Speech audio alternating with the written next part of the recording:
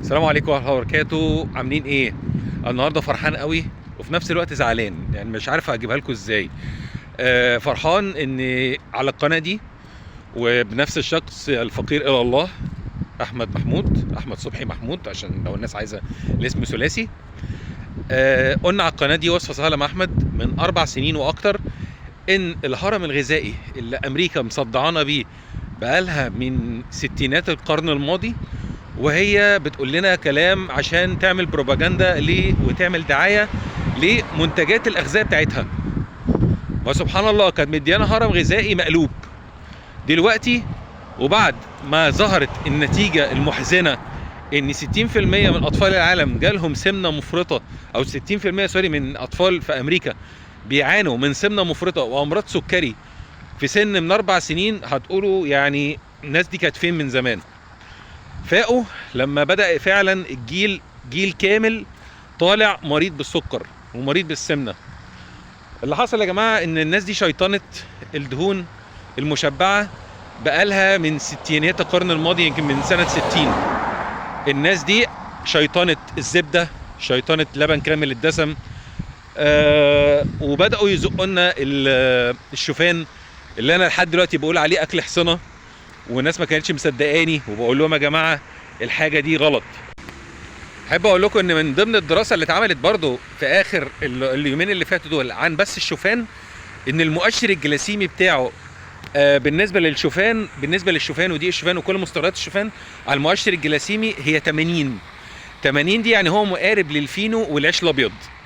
فلك ان تتخيل ان اساسا الشوفان اللي هو سريع التحضير اللي انت حضرتك بتجيبه عشان بتضخم وبتروح الجيم وحضرتك عايزه تخسي، بتجيبيه وهو مكتوب عليه سريع التحضير، ده معالج جينيا، اللي هو اساسا خالي من اي معادن او فيتامينز او اي حاجه. هو مجرد الياف داخله بطنك، يعني الياف حضرتك بتدخلها بطنك وهي اساسا ملهاش اي لازمه، يعني ده بس حاجه واحده. فانا قلت لكم يا جماعه ان الزبده بتعمل ليونه، وخصوصا لو الزبده حيوانيه طبيعيه مش مارجرين. احنا قبل كده عملنا عليها الفرق ما بين المارجرين وما بين الزبده العاديه. ممكن ترجعوا على قناتنا وصفه سهله مع احمد على اليوتيوب هتلاقوها. الزبده الطبيعيه زي ما قلنا الحيوانيه الطبيعيه بتعمل ليونه لشرايين القلب والشرايين عموما، فما يجيلكش تصلب شرايين، وكمان بتحافظ على صحه القلب. فلك ان تتخيل الفوائد اللي انت حارب نفسك منها طول عمرك ورايح لي بس لزيت الزيتون. زيت الزيتون حلو ما فيهوش اي مشاكل، بس لازم تاخد دهون حيوانيه برضو في ضمن نظامك الغذائي. منتجات الالبان اللي صدعونا بيها لبن خالي الدسم ولبن كامل الدسم ولبن نص دسم.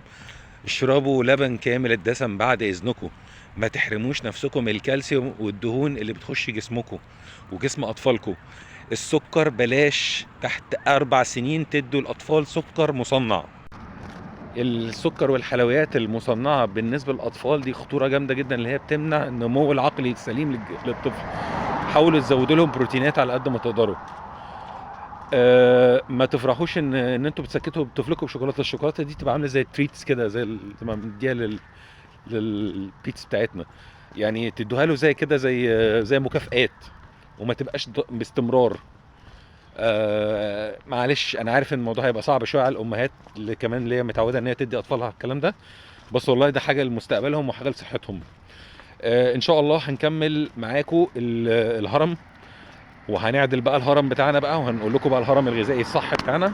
لو عايزين الموضوع ده يكمل يا ريت تفعلوا زر الجرس، ولو انتوا على التيك توك عندنا تعملوا نشر الفيديو، واشتركوا في القناه لو انتوا على اليوتيوب، واعملوا لنا لايكات عشان اللايكات دي بتفرق معانا جدا في نشر المحتوى، وكمان بالنسبه للقناه، وكمان عشان انا مبسوط لان النهارده عيد ميلادي ومحدش قال لي كل سنه وانت طيب لحد دلوقتي.